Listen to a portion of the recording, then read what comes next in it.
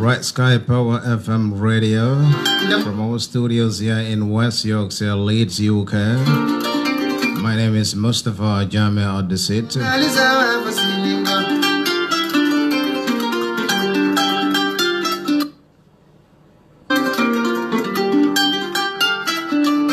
Good evening, good morning, good afternoon to everyone who's listening wherever you are on this planet Earth.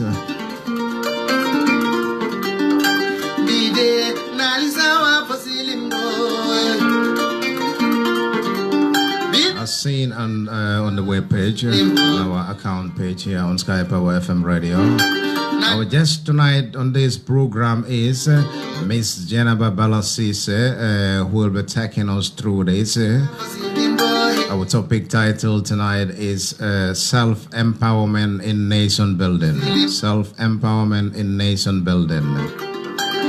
Jenaba is the CEO of Ebroso Consulting and Professor of Entrepreneurship, Business and Marketing at Bowie State University in USA. Stay tuned.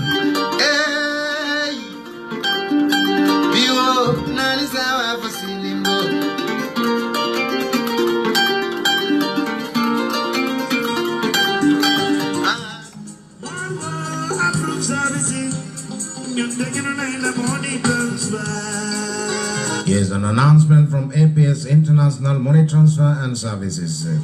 At APS, we offer services such as money transfer, Duga Nawe Cash Power Top-Up, mobile phone credit top-up, as well as APS holiday cards.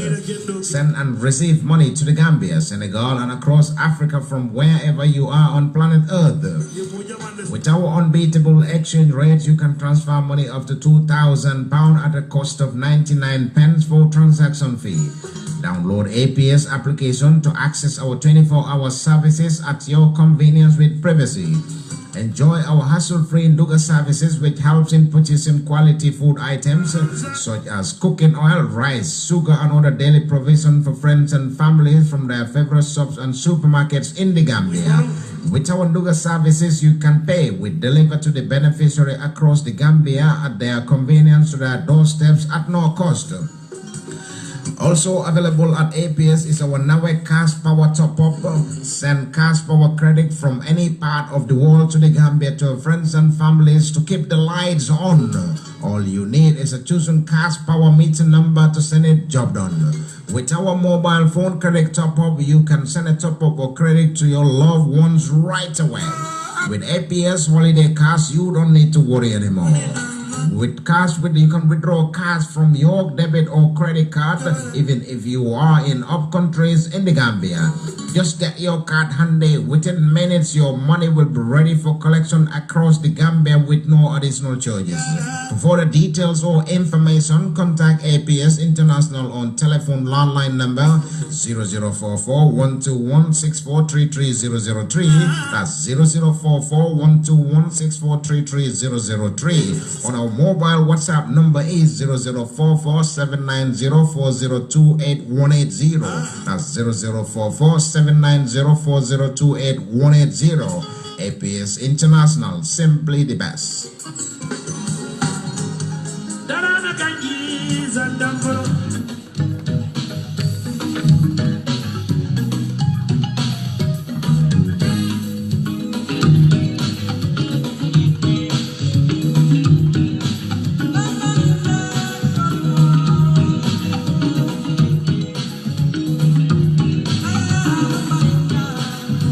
This is a special announcement from Can Sipin. Can Sipping, unique specialist in sipping to the Gambia. So if you're in England, Wales or Scotland, you got any kind of goods, equipment or vehicle you want to ship to the Gambia, Can Sipping is the right people to contact. At Can Sipping, we do collection right across England, Wales or Scotland on a monthly basis at your doorstep, absolutely free of charge. If you like to travel light to the Gambia, send your stuffs in advance to avoid the hassle of flight baggage access. Get in touch with Can Sipping. For more details, contact Can Sipping on telephone number 07539643674. That's 07539643674. Can Sipping, unique leaders in sipping to the Gambia.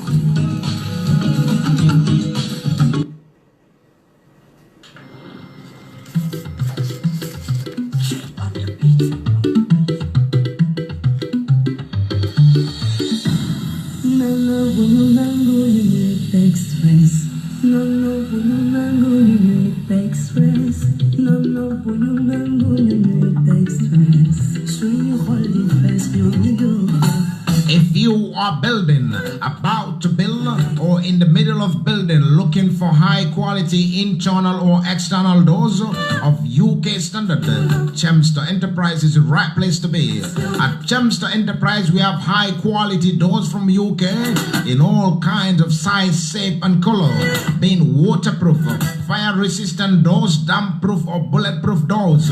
Look out for Chemster Enterprise. For details, contact Chemster Enterprise on telephone number 07838627637. That's 07838627637. Or the Gambian number is 3477440 or 3700998. Chemster Enterprise, for your safety.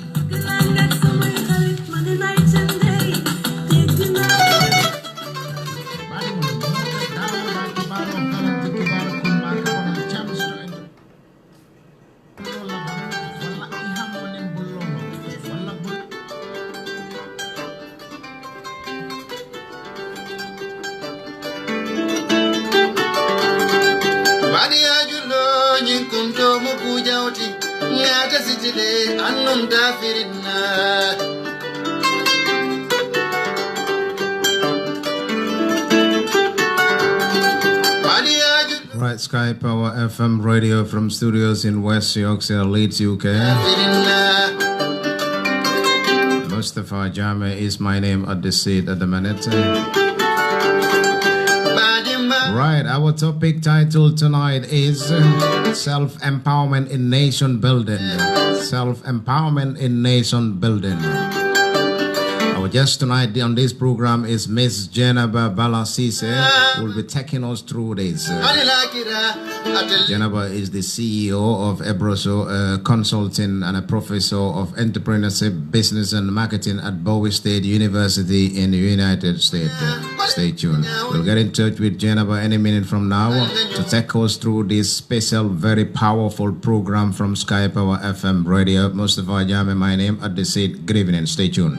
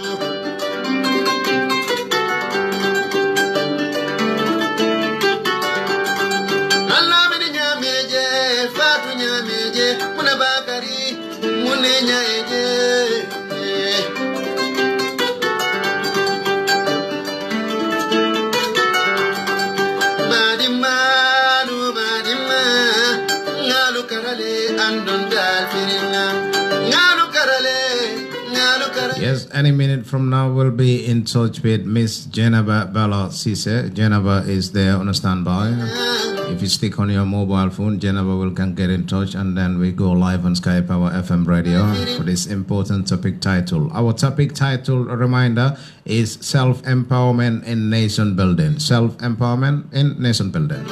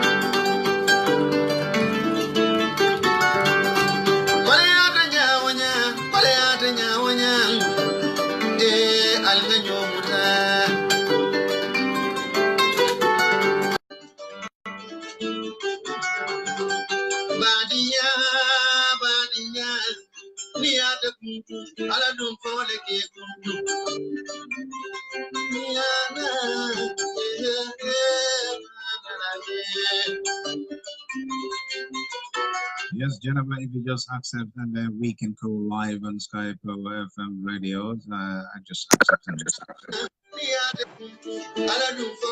Thank you very much. Jennifer, welcome to Sky Power FM Radio.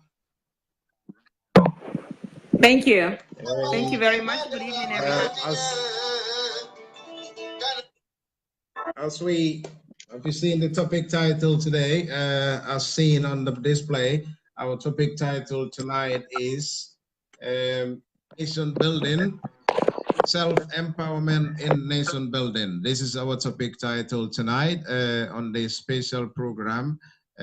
Jennifer, if you want to take us through this, if I may start asking you, how would you define self-empowerment in nation building? Jennifer, welcome to Sky Power.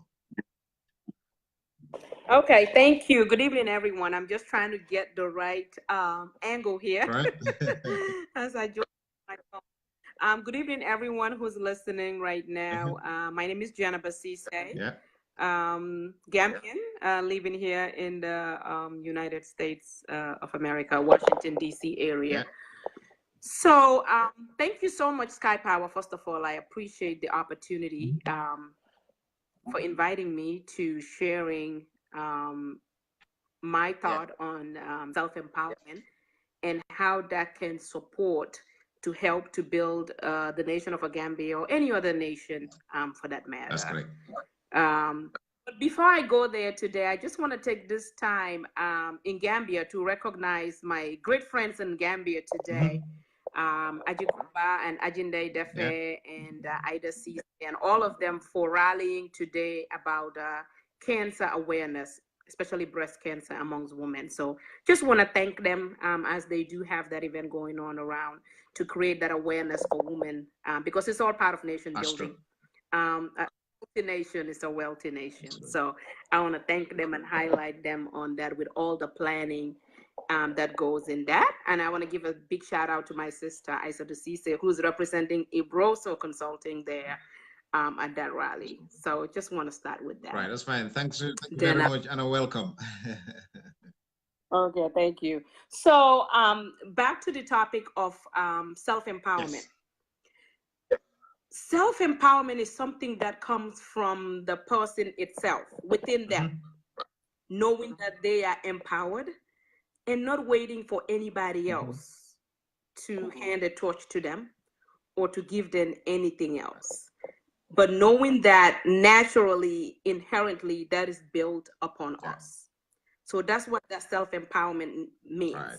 And when we as human beings get to realize that empowerment within us, that potential within us, what we get to do is we don't ask for what is given to us to help the nation.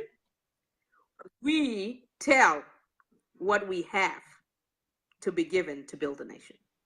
Right. If you can give us a quick overview of has a government got a role in this? A quick overview of a government's role in self-empowerment and nation building, Jennifer.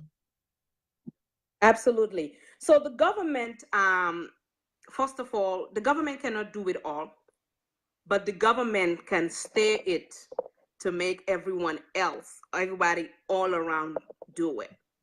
So the government has a big role to play in the messaging of people understanding, because in today's most developing countries, especially Gambia itself, we do look up to our government for a lot of things. And it is rightfully so as human beings, right? Because that's what we see. As human beings, you look for what you tangibly see available to you, right? What you can tangibly put hands on or point at, right? So then that puts that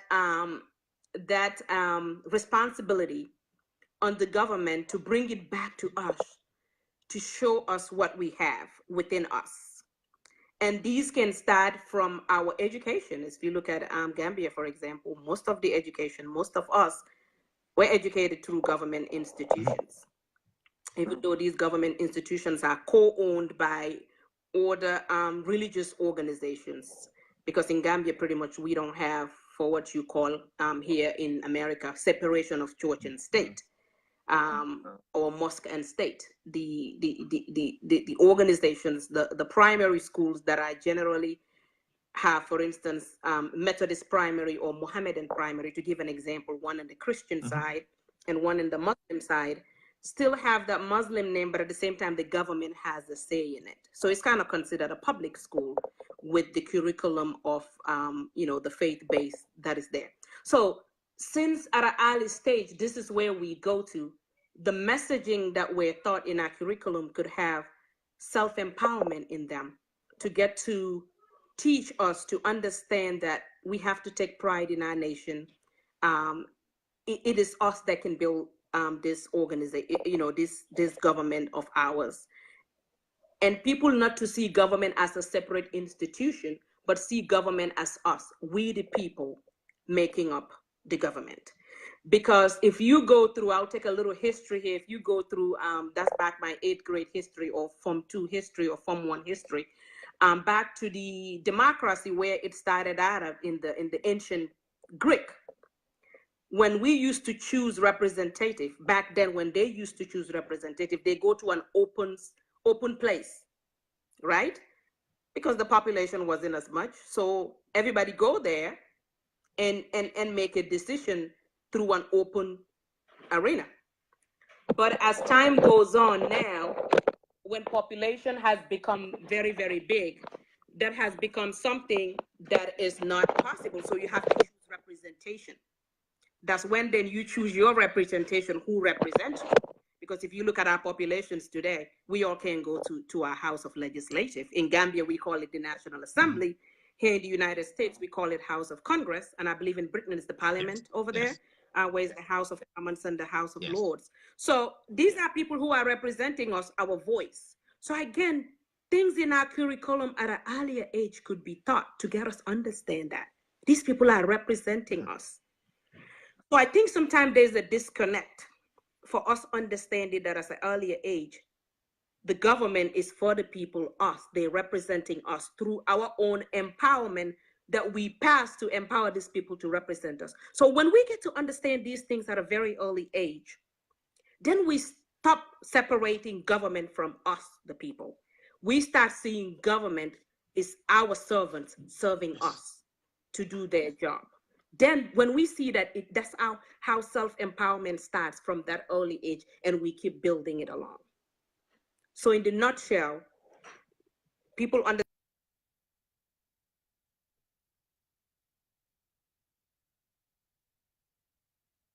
Yeah.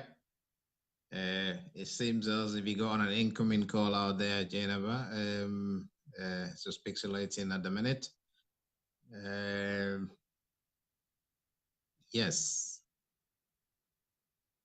He's touching on something that is really, really important. Building is something that we can't go without. And then Jennifer, we lost Jennifer there. We'll try to get hold of her because she might be on the mobile phone. And then some of these things, pixelation starts from there, you know.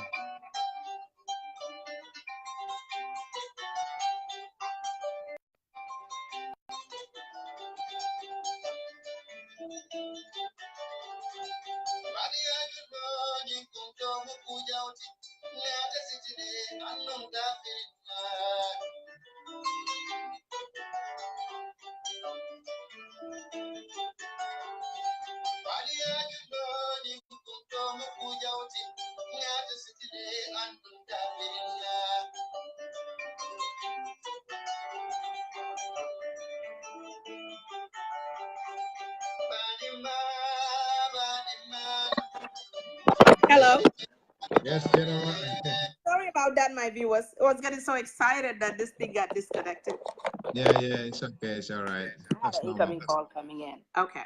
So Yeah. anyway, back to what I was saying. So when we get to feel that empowerment from a very early age, that we are the one who are sending these people through our natural universal adult suffrage rights that we have to represent us. That's why they are representing us. Then from there, we get to see these people working on us. And these are the National Assembly members. We hold them accountable. We ask them questions. We don't see them doing us a favor, but rather we doing them a favor to choose them, because they are chosen one. We could have chosen anybody else, but we decide to choose them. That's a valid point. I think that's something that needs digesting. Going ahead, Jennifer, if we may set light on going above and beyond, like when it comes to the customer service bit of serving your nation. I think this is something that is could be alarming, to be honest, Jennifer. If you want to set light on that for us. Absolutely. And this customer service would also take me again prior to the self-empowerment, right? So when you believe that a customer service, any customer you serve, right, whether it's a citizen, because customer is a customer, in the government institutions is our citizens, in a private institution we call them our customers, depending on the kind of field that you are in. Lawyers call them their clients. In the hospital, they are our patients. Wherever you go, it's a different name to it, but at the same time, it's just the same goal that we're trying to accomplish for each and every one of them. So if you understand that you can impact whatever you do from the beginning to the start, is impacting the service that person is receiving, then you take that ownership of it, right? You don't look up to Fatu next door, or Ibrahim next door, or Malik, or Awa, or whoever. It starts with you, because you know that wherever you start this process, how you started is what's gonna impact the final outcome of this customer service. Then when you have that in you, you're not gonna look up to the next person to say hello to this customer. You're not going to look up to the next person to fill out the form of this customer. You're going to take ownership. And if you are in an organization or institution that is different processes to complete this transaction, you will make sure that you start it, and you will make sure to the next person you are going to turn it over will also take it until it finishes, but making sure that you are part of that process. Not just, we will call here that just a passing the buck. Here in America, we'll say pass the buck on somebody else, but you will stay involved until this transaction is complete. And you having that empowerment, the next person you're going to pass it to going to take that same ownership until the final output, because each and everyone knows that someone else has a stake in this, not just to say, I have done my part, here you go, but knowing that you will stay involved until the end of the process. That will help us go above and beyond, because above and beyond is an outcome, is not the beginning. But again, the goal is to understand the root cause of what makes us to go above and beyond. Why above and beyond? Because sometimes we do ask people to do above and beyond, but we have to be able to define it. And I think that is the challenge these days with a lot of institutions. This could be in academia, in corporate America, a lot of places. What we tell people is the outcome. And I'll give an example. For instance, you know, when you tell your children you need to be good, but what does good mean, right? What does good mean? It's very basic, right? So define that and let people understand what that means. I think that will better help people to understand that. Yes, because if you look at it in a broader perspective, some of them might be there, and then their understanding or their level of understanding of customer service is a bit low. I don't know if this is about there is no mechanism to say that if you do so and so, you're gonna lose so and so. Like you got a penalty for, like, you know, if you don't behave good, if you don't do like you're supposed to be doing, because you're there for the government, if you're there for the people to serve the nation. So if you're not serving the nation, I think, what do you think? Should there be any like punishment sort of thing to regularize this? Yes, punishment is good, but I always like to start first with rewards, right? Because as human beings, sometimes we tend to believe that going, you know, how do you say it again? Punishment will do outcome, but with the way the human beings we are, when the reward is more for punishment, we will do the bare minimum that it takes not to get punished. And let me repeat this.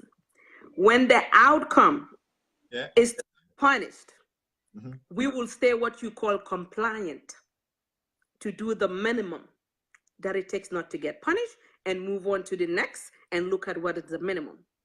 But when we look at the rewards, that's when we create committed citizens, committed customers, committed individuals. When people know that when they are rewarded for things is climbing and they see the process that is fair, attainable, you know, they something that we call normally the SMART results, SMART, specific, measurable, attainable, results oriented, and timely. I think I might have missed one of them in the SMART, attainable. So let the goal, let the yardstick or whatever metrics is we put in place be transparent, and people see that they can attain that. We will see people climbing more. They, of course, they're going to be in the citizens, the things that have to have punishment and the government has to deal with, you know, which that's why we have law enforcement and things like that in that realm of things, right? Because in those kind of cases, it's more for reactive law enforcement for the most part, because it's only when you do something you get arrested and things like that. So they're more reactive, right? But in the broader population of where people serve people in the tax collection agencies, the ports authority, the civil aviation, things, people that interact with us daily, it should be more of a reward. And that's what we call in leadership referent power. The referent power as opposed to cohesive power. Leaders that use more of cohesive power will get compliant employees or compliant citizens, but the referent power, utilizing, showing people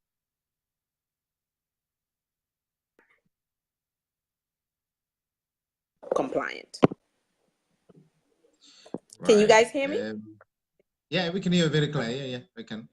Yeah. Okay, moving forward to this bit, how about when it comes to leading by example, and then attitude toward work, leading by example, and this issue of status? Do you think this could be an impact? Absolutely. Let me just drink a little bit. Yeah, give me one more. Yeah, why not? Yeah. Thank you.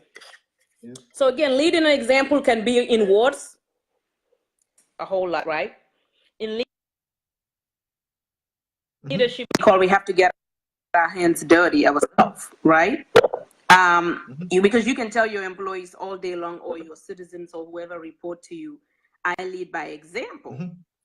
But if you're the one that comes to work late and you leave early all the time, you can talk lead by example, but it doesn't matter, right? So I want to give an example here real quick, right? Yeah. Okay. Put your hand on your chin, Mustafa. Put your hand on your chin. Oh, you're a good listener. Okay. You're a good listener. For the most part, when you tell people put your hand on your chin, they're going to look at what they see on their head. Even though you said chin, but they're going to put their hands on their head because that's what I have demonstrated. So most of the time when we do these exercises, right, the chin is what is lead by example is, but if you're putting your hand on your head, most of the time people are going to be putting their hands on their head in those kind of exercises. So again, lead by example is you talk it, you walk it, then the employees will follow. Talk it, demonstrate it, and explain to them what it means. I think again, as leaders, sometimes we take for granted people understand things. And those are one of the things we should stay away from when you are leading. To build a culture that you want people to behave in those kind of realms, you should not assume someone has been working in this institution for 20 years, they know better. Or someone has a master's degree, they know better. Someone has a PhD, they know better. No, you shouldn't assume that. But at the same time, when you are telling them, explain it to them also. Don't come and talk down on them. Because when people get to spend a lot of time getting their masters and their PhDs, you know, they sometimes can feel that they have some entitlements. So at least explain to them why you are doing things, the why behind things. Hey, we're trying to establish a culture that would support, even if I'm not here today or you're not here today, we will maintain that culture of going that. So explain it to them, create that culture, write it, talk it, and each and everyone follow it. That's how leading by example will be. And when you're talking about leading an example as a leader also, make sure you let your team people know also they're a leader of themselves as well. They are leaders in their own way. Because leadership is not by title. Yeah, it's not by the title. It's again back to that empowerment. We all have to see our leaders the leadership in us. That has to be seen. It cannot be given. Titles can be given, but leadership cannot. It's what you do that makes you a leader. I've seen organizations that people have a lot of title, vice presidents, they have all these big titles, but their employees don't come to them for support because they don't see it in them. So they have to be able to see their leader as a humanly person who's humanly going to listen to them, who shows them that I'm human too. I am vulnerable, then they will come to them for that. Right. How about these instincts of like, I am the boss, and then somebody who is not approachable? You know, approachability as well may count. What do you think? Absolutely. That's exactly what I piggybacking on. Yeah. Is people see you humanly, they will approach you. People are going to go to the people who they believe listens to them. And you can even see this, like us as human beings, you put us in any setting, it's not any different from our homes. It's not any different from our workplaces. It's not different from our academia or anywhere you go. Because even in our homes or in neighborhoods growing up, we see there's this lady or there's this father all the kids go to and feel comfortable to talk to. Because some of us parents may be too strict to just allow our children to even talk to us. So again, as human beings, the same thing will be in the workplace. We're going to go to areas that we believe or to people that we believe are going to listen to us.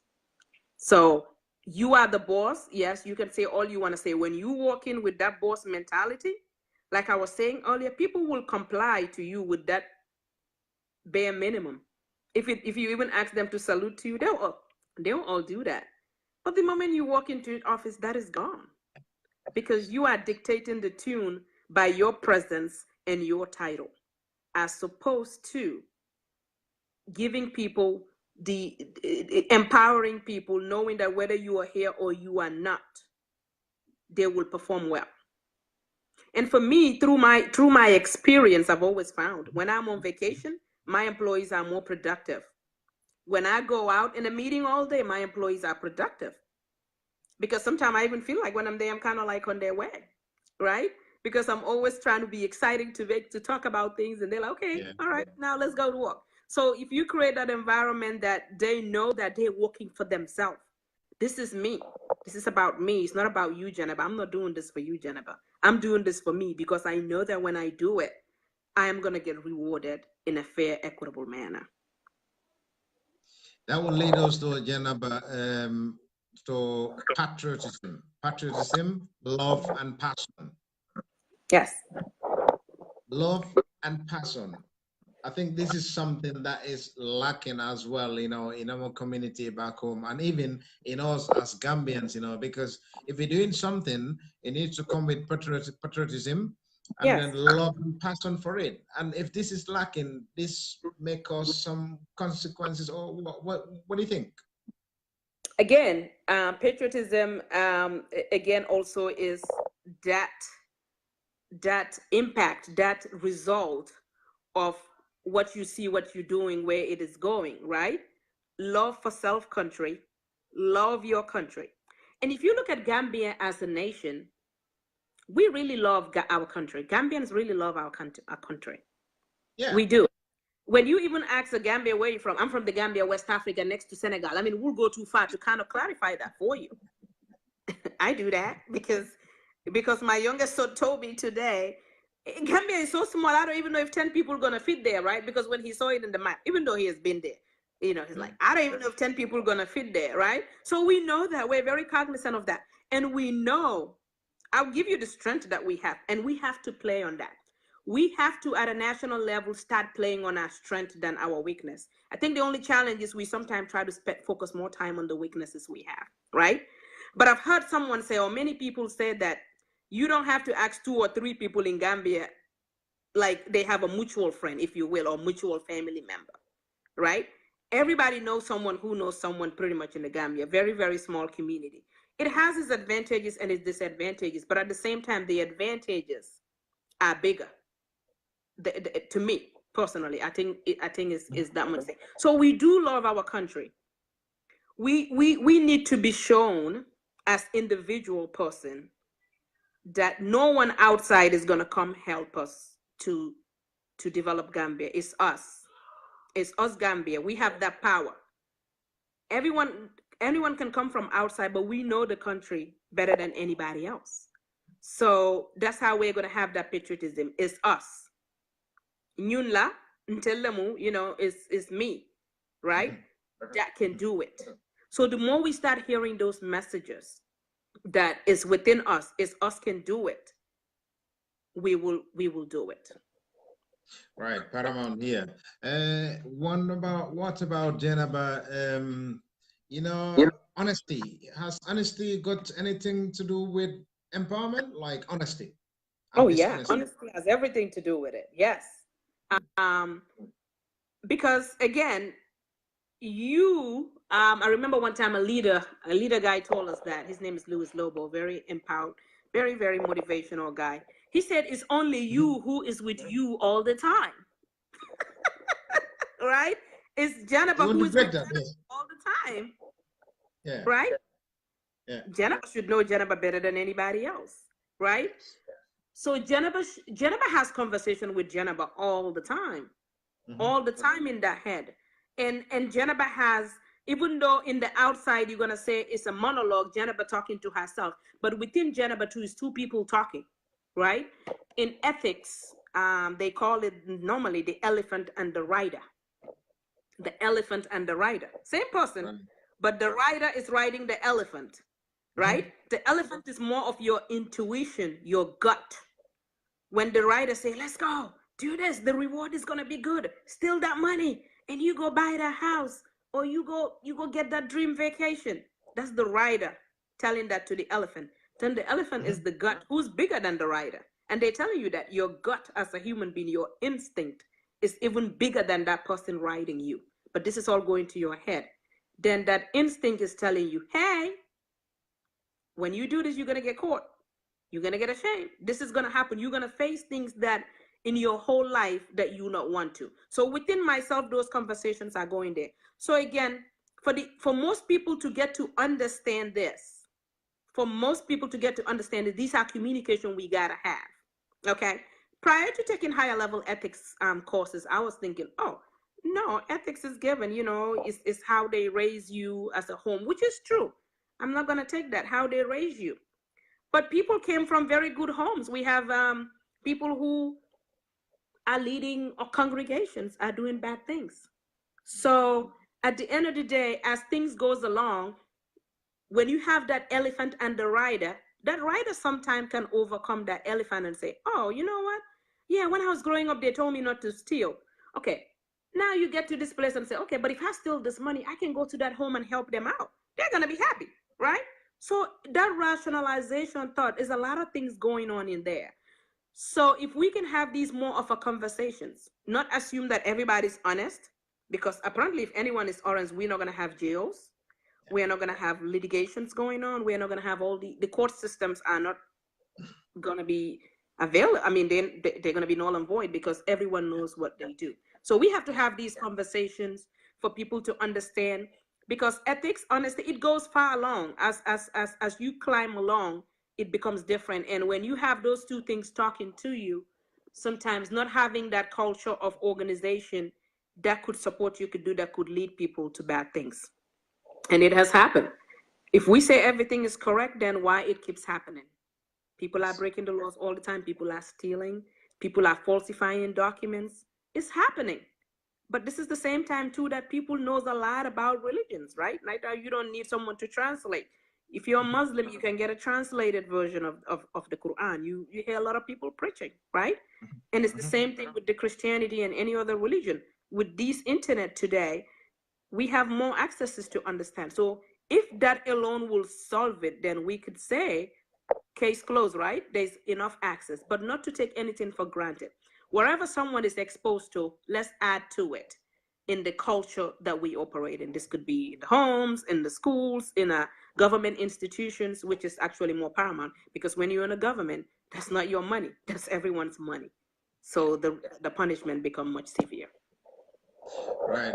All viewers, I would like to urge our viewers to share this video across so that this message get to the right people to benefit from this very important topic title. Jennifer, if we may move on to putting yourself or your nation first.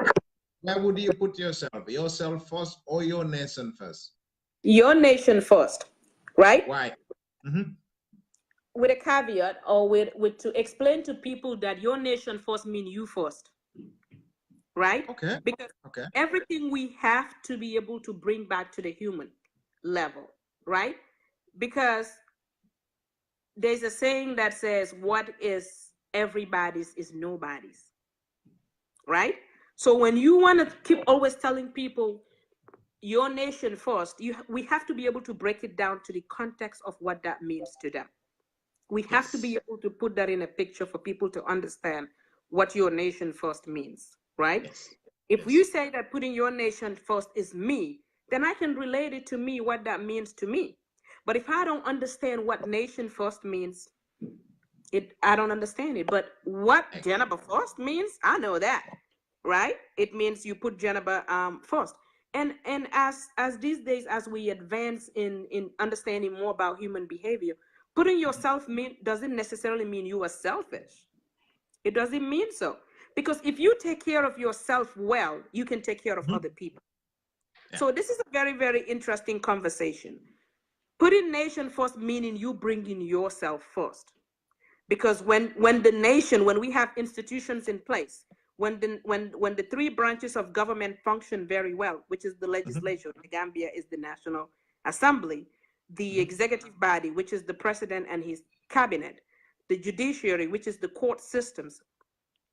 When these are well organized, that I know that when I wake up from Serakunda this morning and I'm gonna get to the street, I'm gonna find a public transportation that is good. I'm gonna get into it and it's affordable. and I can go into the courthouse in Independence Drive. I believe it's still, maybe the name has changed. But I'm still used to calling it Independence Drive. Yeah. And know that whatever I ask for may not be available right away, but someone is listening to me and they're going to provide that to me. I know that's what nation first means. Then I'll put my nation first. But we have to explain to people what nation first means. Explaining to people, if we put our nations first, I am going to finish high school. Well, first of all, let's talk about the high school system itself, because we have a very challenge with our high school scores these days in the Gambia with the grade 12 results. That I don't have the hard data in me, but they're very, very heartbreaking how students are failing. That is a fact over there, right? So nation first, we have to be able to explain that we're going to have great teachers who are going to be able to teach our students to be able to be at a proficient level by the time they finish their high schools. And when they get to high school, they can get to affordable university or trade school, wherever our skill set may lead us to. That's what nation first means. Nation first meaning that there's going to be free and fair election, that we're going to vote people into office who are going to represent us. And they're going to be what we call separation of powers. That one branch of government is not going to influence the other side of government. Each and one going to be independent of the other. That's what nation first means, right? Nation first means the roads are going to be good. We're going to have electric supply. We're going to have water supply. That's what nation first means. When we can translate these to the individual, to their own, from a national level, to the impact it's going to have us as an individual, then we start seeing what nation first means. But if we keep tying nation first, what does it mean to me? We have to, I hate to say it, sometimes we have to explain things to children, not the way children, but as human beings, you have to bring things into our own context, because everyone is specialized in a different context. So if a doctor come here today and tell me something, I'm like, what are you talking about? I don't understand. I tell the doctor, this is not my field. I want you to break this down, what this means to Geneva. So we have to be able to bring things to the level of people understand. When we do that, we're going to see a bigger outcome. But if we keep saying that a nation first mean we need billions of dollars to build our roads, nation first mean we need this much money, then we're going to lose people. We have to be able to put it in a context that is chewable and doable, and that will lead to long-term successes. Right. If I may come in there, Geneva, if it's doable and soable, how about, people feeling like a threat or a threat to their pocket? Because, some of these things could be threat to pocket. And then nation first got a lot to do with that. So my pocket is what brings about survival and so you think that might not be a bit of a conflict? Because my pocket, yeah. It will be. And we have to see it as a good conflict. And in leadership, we call that leading change or change management, right? So from a government standpoint, leading change and change management, we have to what we anticipate objections. Just like what you told me, one of them is going to be the individual pockets. So we're going to be able to list down all these objections and have an answer to those objections. Okay, how about this happen? This is what's going to happen. And we bring them out. Because when you are leading change, and you have to be transparent on how you're communicating change to the people. There has to be transparency, people understanding what is going to get involved. Right? You're not going to tell people this is not going to be easy. It's not going to be easy. If we go back to democracies today who are thriving, some 200 years ago, some hundreds of years ago, a lot of people sacrificed this. There's been a lot of sacrifice that has been done. So we have to be able to understand that there's going to be sacrifice. And if your own sacrifice is going to be losing pocket, that should be easier than losing a life. People have lost their lives. People have lost their sights. People have lost their relatives. People have lost loved ones to get their nation great. So we have to bring it in relativity. for them to understand. If to build this nation is for you to just to lose the change or to lose money, well, let's compare to those who have lost their lives. And I'll bring this to why on last week in one of my classes at the university, because right now in the United States, we're talking about midterm elections. Tuesday is midterm elections, right? Very, stakes are very, very high. This is one of the most high stakes election here in the United States that is going on. Typically, what we call midterm elections is halfway through the presidential election. People normally come out more to vote in presidential election. Midterm, the whole entire, we have the bicameral system of government here in the legislative, which in UK they have bicameral, meaning two houses, the House of Representatives and the House of the Senate. So in the House of Representatives, which has 435 members, everyone is up for election. Everyone every 2 years is up for election. Okay, the Senate is normally a little bit longer. Some of them are, but some of them are not. It's 100 Senate members we have. But anyway, just to give an overview of what is at stake at this election. So when I was talking with my students, because we have early voting now, you can go and vote because election day to avoid crowded lines. So the students are negotiating, saying, "Professor, can we please get extra credit to go vote?" I looked at them. I stamped my foot. I said, maybe you can go try it in your political science class. This is a marketing class, advertising. I said, or maybe you can go try it at a nonprofit class. I said, this is marketing class. I said, do you know how many people has already sacrificed for us to have voting rights in this country? People like Dr. Martin Luther King, right? That sacrifice for us. Minorities, they fight for civil rights movements for us to fight, and you're telling me to give you an extra credit to go vote? I said, that's an insult to academia for me. And I see head shaking, right? So we have to bring those contexts when we are leading change and managing change. We have to get people to understand what have we got to hear? Where have we come? How far brought us today? Don't take it for granted. Us as the people who are leading, that people understand. They don't. Like most of the students are teaching are millennials. I came to the United States in 1999. Most of these students are in probably 4 years when I was here in the United States, right? So I have to not assume they understand things. And we have put these millennials, by the way, in so much defense. Our generation, because we're telling them they're lazy, they think that's not how we deal with them. We're telling them they're lazy, but why they are? I'm a parent of these millennials. We're the one who give them iPads at the age of 4, at the age of 5. We created the problem, and now we're blaming them.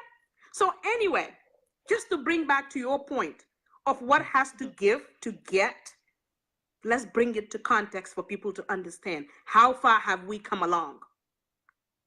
Let's remind the people, just when Barrow was coming into government, what was at stake? Yes. What could have happened? What could have gone wrong? Yes. But most went right. So if you're telling me you're going to lose a paycheck, or you're going to lose a vacation, or you're going to lose a Harry Tobaski, okay, let's compare that to what could have gone worse. Okay, hopefully that answers some of your questions. Yes, yeah, Jennifer, you see, I'm listening very attentively because this is something that is really, really important, you know. We'll come to this thing, we'll come back to give an overview of this, but how about creating opportunity for the youngsters as like for success in planning and then mentor or grooming, you know, sort of thing, young professional for smooth transition, you know, because some of these, if you look at it in a broader perspective, could be some hitches, you know, down the line when it comes to this, because people could be there and then they want to be there forever. Yes, that is true. We have to be able to put measures in place. There got to be retirement age, number one, from that standpoint. There has to be retirement age. That people have to retire. And when you are gone, you need a somebody to success. You need to groom or mentor somebody. You know what I mean? Yes, we have to. And we have to be able to create environment that people are willing to volunteer and give, right? And also understanding that me today, I'm not going to be here forever, right? I'm not going to be here forever. So what am I doing from a succession plan standpoint to make sure that when I'm not here? And we don't wait until that happens. I think sometimes that is the problem. You wait until you're about to retire. You started. No, you don't. You started while you were in the position. Get people to shadow you, right? If you are the manager today, find, for instance, here now we call through when we, first I'll give an example with Ibroso. When we do consulting with human resources, what you call talent pipeline. That's what we call it, a talent pipeline. And again, even here in the US, these are things that are kind of fairly new with us too, because what was happening is organizations are not grooming people until something happened to the CEO, then you don't know who you're gonna have. So you're gonna have your current people who are leading, your current senior leadership, and each of them gonna have 1 or 2 people next in line to them. Not only 1, but 2 or even up till 3, right? Now, the challenge we face with some organizations with that is they feel like when they identify certain people as this future, it's a done deal. So that could be a challenge. So it's up to us to make a communication. Again, back to what I was saying in communication, for people to understand that this is a process. This doesn't guarantee you that you're going to be one, but we see you as a high potential. We call it HYPO. You know, in America, we love acronyms so much. We have acronyms for everything. But anyway, we call them the HYPOs, higher potential employees that are in this talent pipeline pool, that in case something was going to happen, it's going to be very, very quick. Someone can step in. And this is something that we're not going to show as a reactive. Let it be from the forefront of when people are coming in to understand this. Let them understand this, that it's a process. It's not like, okay, I'm trying to get rid of you. Because quite frankly, if you wait till someone is at a job 3-4 years later and you come and tell them, I need you to start training Mustafa now, or I need you to start training Jennifer, what do you think they're going to think? Are you trying to get rid of me? All right. So again, let it be part of the expectation, part of the process that's in the organization. And the ones outside of the organization still is having a lot of mentorship program with different places, right? And let organizations also encourage their employees to volunteer to support people, right? To support people, to go and do something that they believe is going to make a difference. That's one of the great things here with America, our communities. Helping our communities is what makes this country very, very great. What do you do besides what you get paid for? That makes a big difference here. And I believe most countries, I'm sure in UK too, you could probably relate to that, right? Yeah. Coaching at somebody's soccer teams, right? All these coaches volunteer to coach these places, right? You know, serving as a treasurer, or as a whatever you can do that you believe your skill set can give you. And when you do these things, it's a two-way. It's not just one way. When you mentor someone, it's a two-way. You learn from them, they learn from you. It's very, very fulfilling. So these are kind of things that would help us to create that talent pipeline in the organization, in our country, and we will all be ready to serve.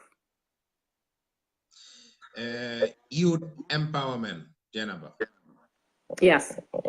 To regularize youth migration, I think youth empowerment is something we need to focus or foresee or keep an eye on, Jennifer. What do you think? Oh, yes, absolutely. Absolutely. Because if you look at one of the reasons that causes people to leave where they are to go to the next place, and I want us to talk about this both within the Gambia and outside of the Gambia, right? Yes. Yes. The reason why you will leave where you are is because you don't see anything that you're gonna do, right?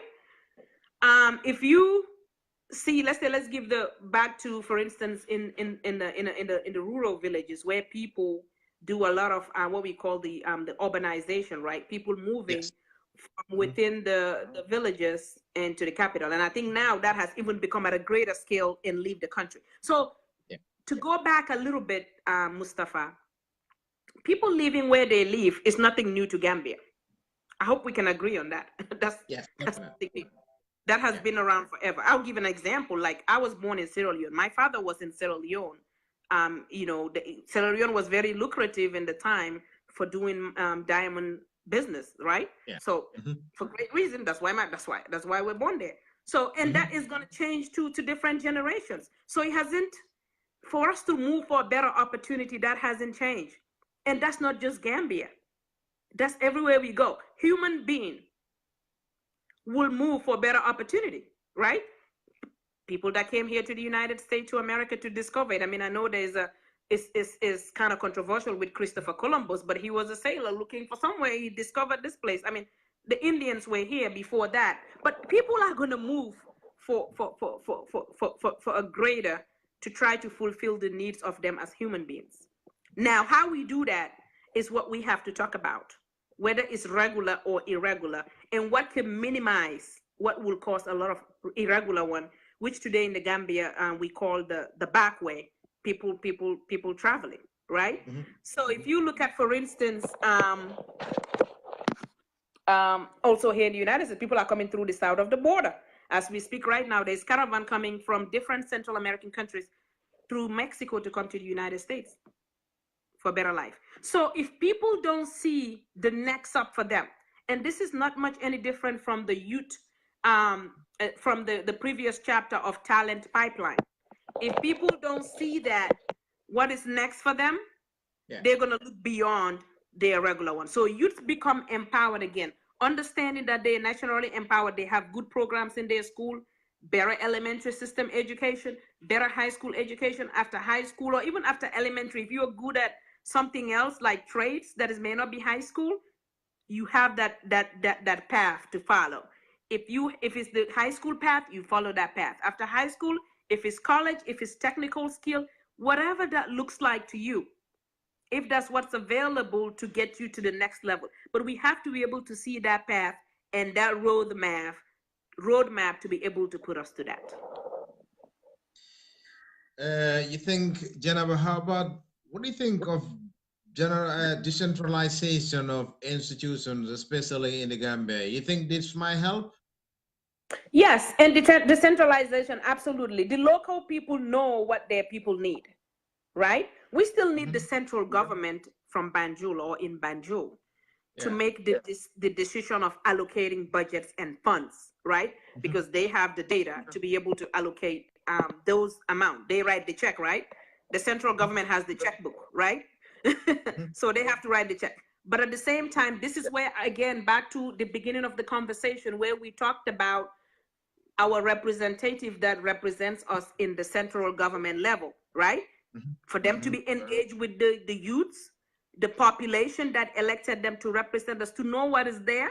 And when they go there, they represent these local, their local needs at that national level, and come back and bring those resources back to the local level from a decentralized aspect and support that.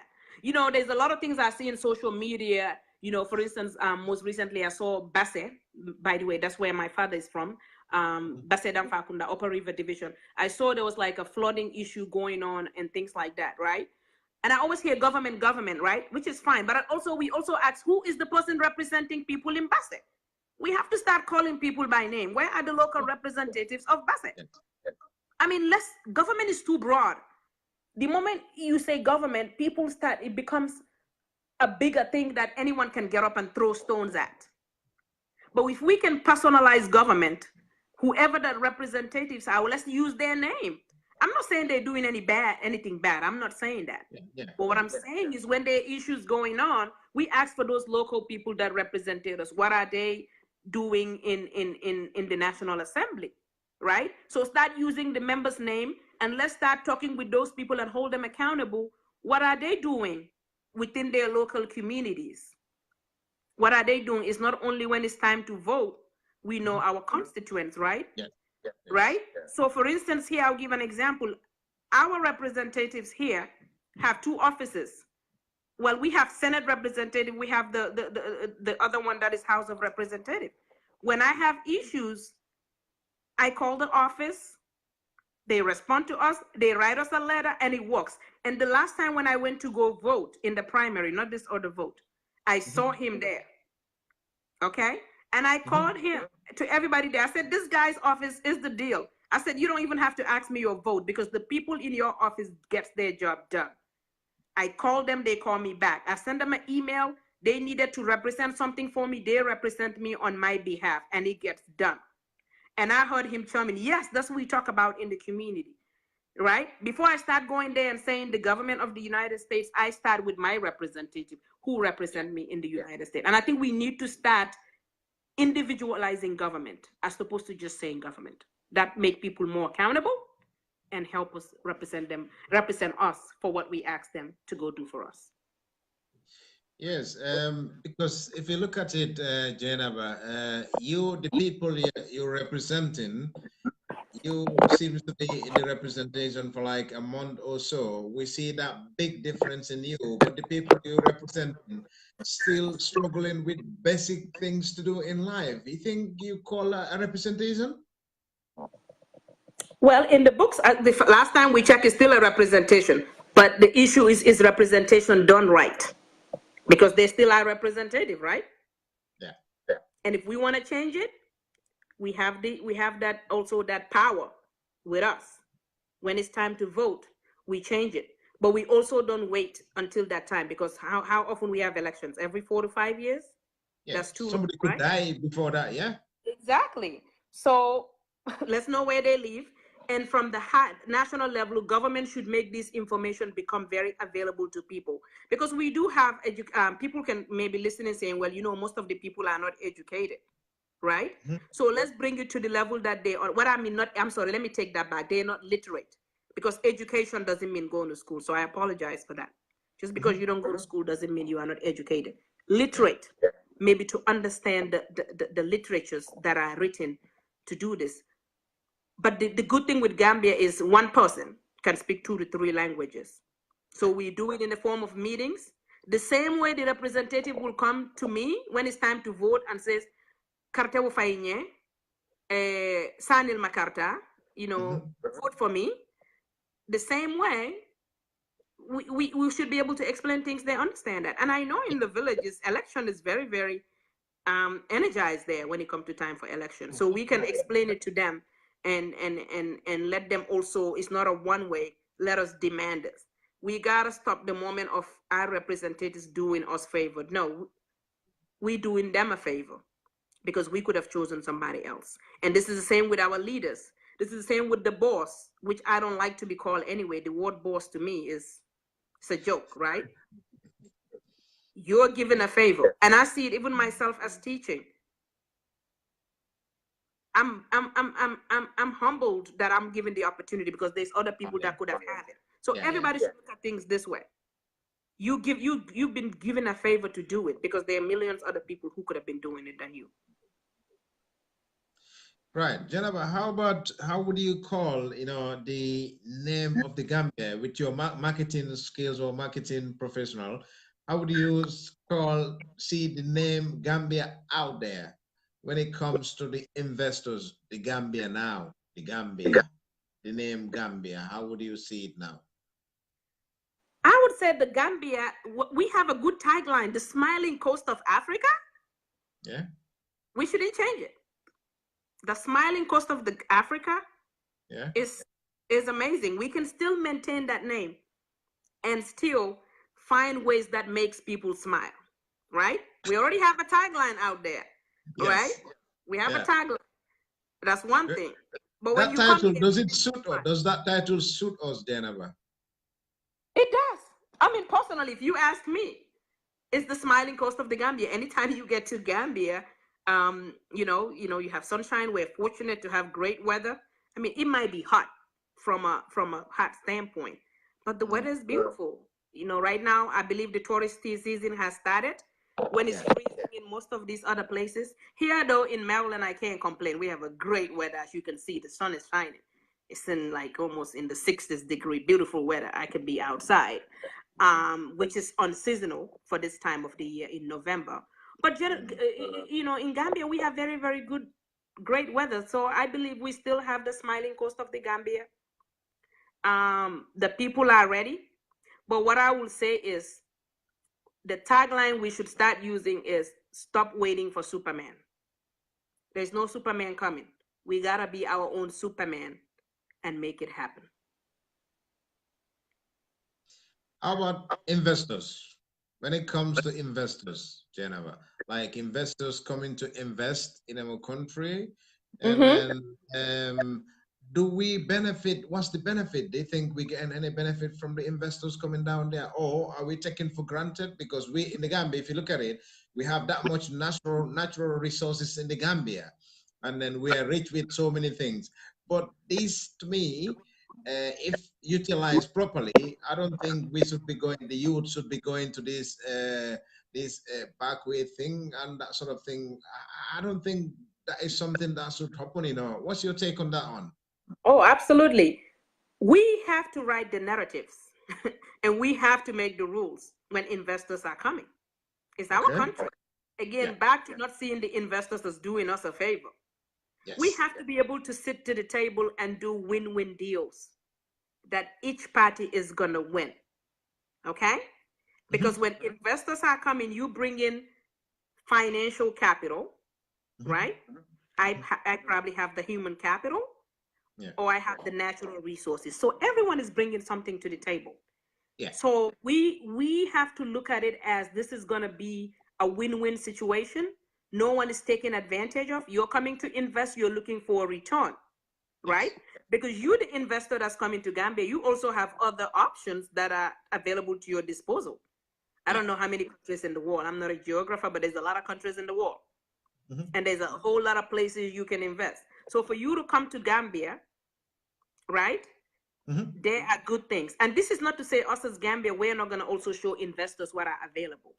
So I don't want one party to look at it and say that, oh, you have to call investors. Yes, investors has to come, but I'm talking about the moment the investors already meet at the table. That's what I'm saying. When we meet at the table, we have to be able to negotiate, right? And again, we may have a lot of the population who may not be able to do those negotiations.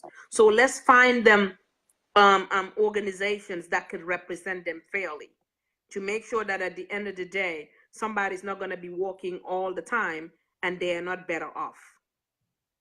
So when investors are coming, when we match them with people, let there be a win-win situation for all parties on the table. That's how we're going to have sustainable to get people to want to work. One, it shouldn't be a win-lose or a lose-lose. It should be a win-win situation. Now, win-win situation doesn't mean you're going to have 50,000, I'm going to have 50,000. Sometimes we as human beings can think that's what win-win means. Win-win means when you come with your investment and I come with what I'm going to give you, we all ask for what we want to be our outcomes. Yes. At the end of the day, if those outcomes are met for both of us, that's a win-win. That may not necessarily mean equal money, because as we know in economics, there's different ways, different how you call it, from a production standpoint, there's a lot of resources or how it gets to achieve something else. If I'm coming with my 100,000, maybe it takes a lot of things for me to achieve that 100,000. So maybe my return on that 100,000 may have to be 70,000 more, and I give you 20,000. That's not a win-lose. That is not a win-lose. That could be win-win if that 20,000 is fair to that person. Or the other way around, if I flip the table, I can come with my 100,000. I just take 20,000. In the return, the other person takes the 80,000. Generally, social entrepreneurs will do that. I don't know if what we call the sharks in investment, we have the sharks, the people that want the highest return. I don't know if that's what they're going to be looking for, but I'm just saying to define what win-win means. And that all depends on. Yeah, you think, are we on track when it comes to that? Gambia seems to be like eye-catching now. A lot of eyes, all eyes on like investors has started coming there. So I don't know, what do we need to do when it comes to the financial aspect of it, the marketing bit of it, the youthful part of it, and what do you reckon, Jennifer? I believe the government has agencies that sometimes that governs how these things look like. There definitely has to be strong laws in the book that govern transactions, because again, I hate to use, but I'm going to come back to the United States of America. One of the reasons that make America one of the greatest places to do business is we have very, very well established laws that if something is going to happen, if A and B are going to go to court, we're not going to waste so much time. We know that it could be resolved and everyone move on to the next level, right? So there has to be very, very business laws on the books that would help us. We're not there yet, but we have to start. Exactly, because that bit, is really, really important, because some of these things is about who you know or what you know to get away with a lot of things. Because if you can get away with it, or if it can drag to till it diffuse or till it all, cool down, this is something that's going to be like a attitudinal problem that is going to be there for the rest of our life. Because if I could say, oh yeah, I can do this, but if I speak to Geneva, that's going to diffuse, or it's going to calm everything down. I think in that case, should there be no consequences than rewards when it comes to that? What do you think?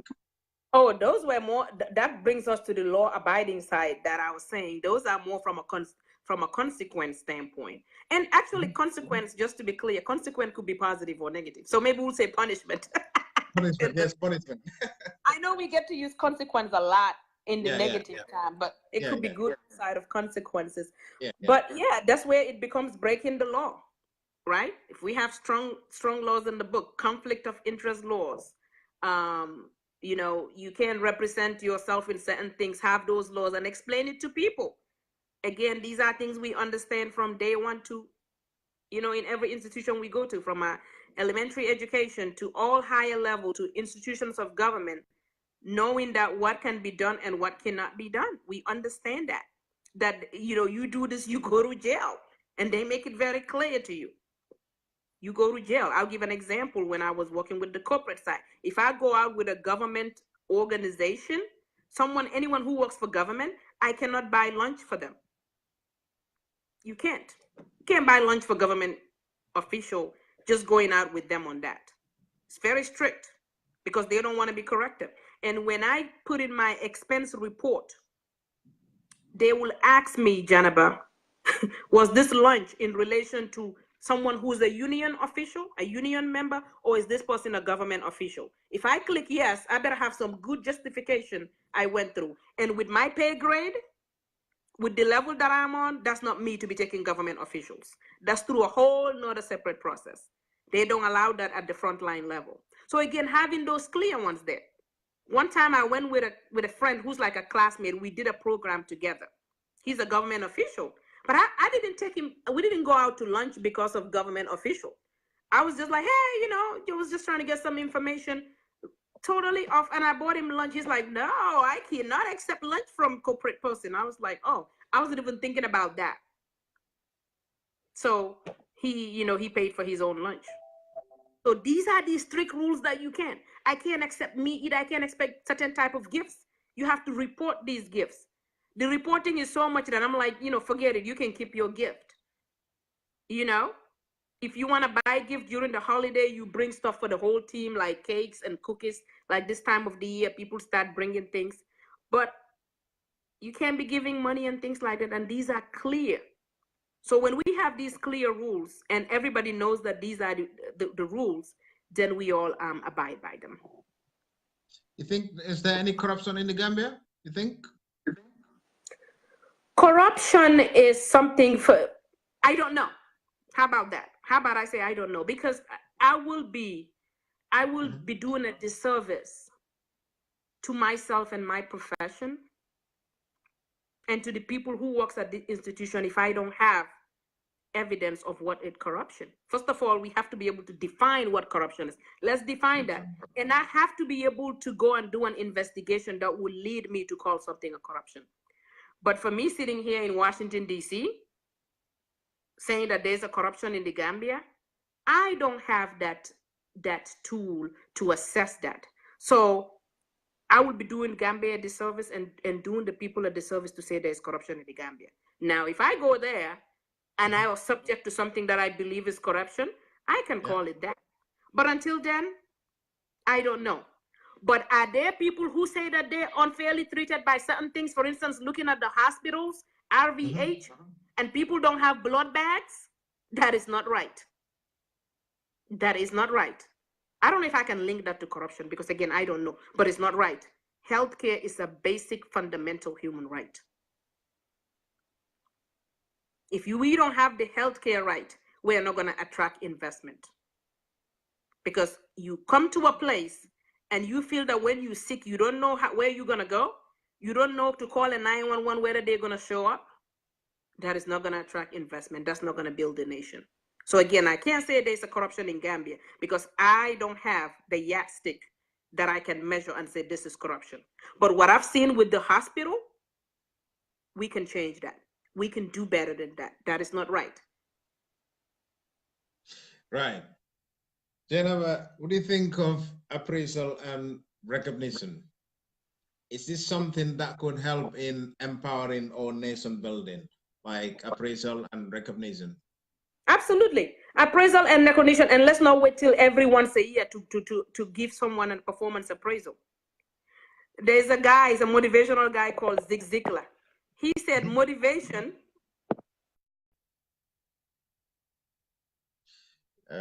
For some reason, I think Jennifer has got an incoming call there on the phone. We'll try and get hold of her again to come back to this very important topic, which is self-empowerment in nation building. Self-empowerment, we really need in that country back home in the Gambia. We'll try and get hold of Jennifer here again to get us through this appraisal and recognition. Appraisal and recognition.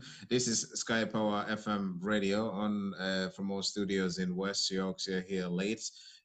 Mustafa Jame, my name. Once again, I think we got Jennifer back on here. It might be an incoming call again, Jennifer, yeah? This one, I think I touched something, but I apologize on that. That's okay. So, like I was saying, the famous Zig Ziglar, who's a motivational speaker. Yeah. He said, motivation is like a bath, taking shower. We need it daily. Mm.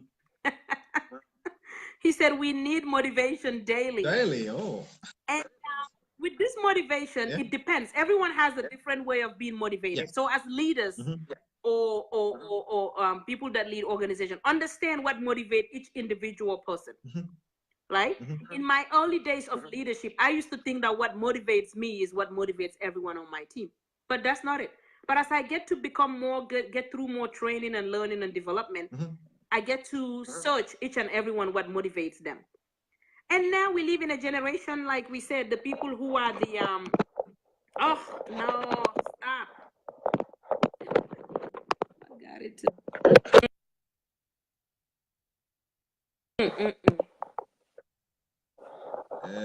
Can you guys hear me? Okay. Yeah, we can hear So you. Yes, you we get can to hear get you, more Jennifer, team, yes. understand. Okay, get to understand what motivates each and every team member, what motivates them. Yeah. And then you millennials today, like I said, when you and I growing up, probably when we take a picture, we wait for 30 days or we never even get to see the picture. Somebody come back and tell us that natal be falaka or female genitalia, you don't get to see your pictures, right? These people today are, they're taking pictures. I mean, my kids are all born that they could see their pictures right away. So you're going to tell me you're going to wait for those people till a year to tell them how they are doing? No. We motivate as we go. And today, early on my timeline, I say motivation comes from within.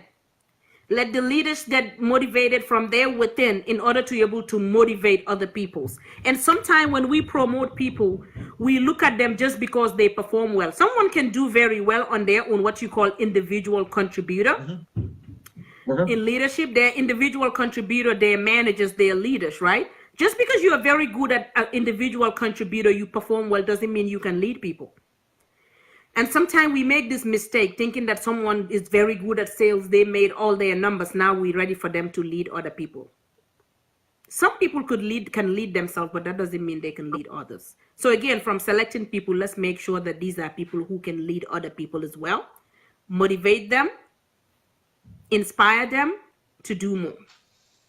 And there's a guy called, I think it's John Woody Adams. I forgot his name, but he started with a John. He said, if your actions make people to dream more, do more, and be better more, I'm paraphrasing him, then you are a leader. So a leader's action should be able to get people to do more from what they were. Geneva, this has been very interesting. Just assuming, thinking with the time to get languages, Mandinka. I'm not sure possibility in that unless if we this program has been so important and interesting. I urge all our viewers and listeners to share this program. Get to the right people. And benefit the right. On that note, Jennifer, what's your final take on this topic title? Let's stop waiting for Superman and be our own Superman, because we have it within ourselves. Empowerment starts with me. Everyone, it starts with you. If you point your fingers right now, when I'm pointing my fingers right now, Mustafa, 1 is at you, but 4 is all pointing at Jennifer. Yeah. You see that? So more is pointed towards me. So it's up to me. If it's up to B, it's up to me. So let's stop waiting for Superman and be our own Superman. That's how we're going to build our nation. Do me a favor, Jennifer. Do me a favor, Jennifer. That plays again. If it's up to B, it's up to me. If it's up to B, up to me. Can you summarize that? In Mandinka and in Wolof? Okay. Mbading Mandinko ala baraka mbading Gambian ko ala baraka ngal appreciate albe men moy kan comme Mustafa e nyinin ka men na doron ko ka kacca kanati a sorondulato so mbe membe fo kan doron pour ka ke kuma kilin kan kan so ngamen fo nun na tubabu kan wala memu ka fo if it's up to be is up to me wala mu ko na darabe kela atutante fan wala bulu yadara nun empowerment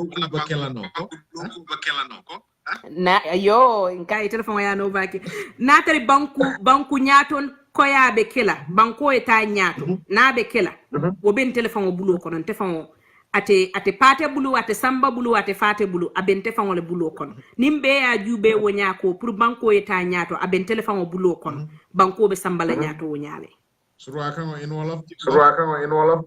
Yes, mamboki Wolof yi jërë ngeen jëf mamboki Gambia yi jërë ngeen jëf ñu ngi leen a santa pour seen déglu si programme bi si Sky Power FM suñu youth development programme bi waa nation development programme comme lu ma Moustapha doon laaj rek luñ doon wax pour mun ko bantu rek def ko si closing bi pour ñëpp mun ko comprendre si benn wax lii nag moom parewu ma ko woon nii so def ma put on the spot pour ma wax ko si làkk wi waaye comme niñ ko waxee pour dëkk daal mu mun a dem si kanam su dëkkee waree dem si kanam des na si man kenn suma loxo dañ bugg a dëkk bi ku nekk wax loolu su ku nekk seetee ne yow kenn yow sa loxo la nekk lu ma miin yow kenn miinu ne yow kenn rek yaa yóbbu yëpp de yow kenn ak keneen tam moom kenn ba yëpp ñaari million population bu Gambia yore ku nekk ne man kenn wallahi billahi loolu na yóbbu dëkk bi ñaat si kanam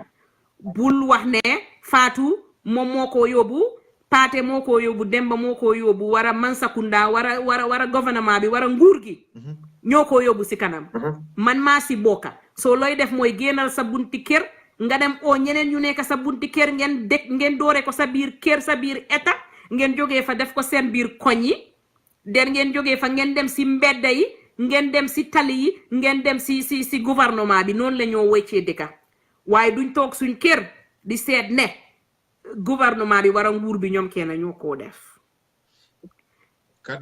Any other language? I can't speak the other ones, but I can try the Aku one. Go for it. Go for it. Mi fambul Creole deng and mi fambul Aku deng. We want thank kuna so much today for listening to the program. We really want to thank kuna. So what Mustafa, the host, being asked me for is for the last hour and a half, all what he will be in the talk about nation development and self-empowerment, I will able to put into 2 lines that will just close up. So what you would say no more? Normally, as us with human, we they always wait for we say that the government na in they change, help us change. But we self now we na the government. So let we all look at ourselves. So if we want care who country before, for country to go before, it has to begin with me. So me, Jenaba, before I ask for my friend John or Peter or Vicente, my good friend Vicente, saying that Vicente they change, and why not begin with myself? Let begin with myself before I start asking. If I begin with myself, then I begin at yours, then we begin at the street then, we change with street then, we change with city then we go change at a big level. But if you want to say that the big one they start on, then they go hard. Because the big government self they look for we self with people then. Now we put them in the office. So we don't tell them how for doing. What we do now we host then, we do now we street then we go tell them how we do we young, that's how we want to let them do the big government. Thank you. Thank you. On that note, Jennifer, you are I wouldn't claim so, but if you say so. I'm so happy, Jennifer. I'm so happy, Jennifer. On that note, I would like to thank you. Apart from unless you have something to I'm sorry, I missed that one. Unless you if break you a have little bit. something Unless else you have something apart from that, we would like to thank you. Thank you. I don't have anything but just to thank our people, to thank our nation, to thank the people and say that we have waited for so long. We came from a 22 years of a government that was in desire for all of us. Now that there's a change, we made that change. So let's continue that change. We cannot stop it. We have to continue to make it going. So the change we did on that day, I believe it was December 1, 2016, let's continue it. Because the only thing constant is change, and it gotta be ongoing. Thank you, everyone. On that note, Jennifer, thank you so much for the time, energy, and effort. Appreciate it. Appreciate it. It was my pleasure. Thank you. Thank you.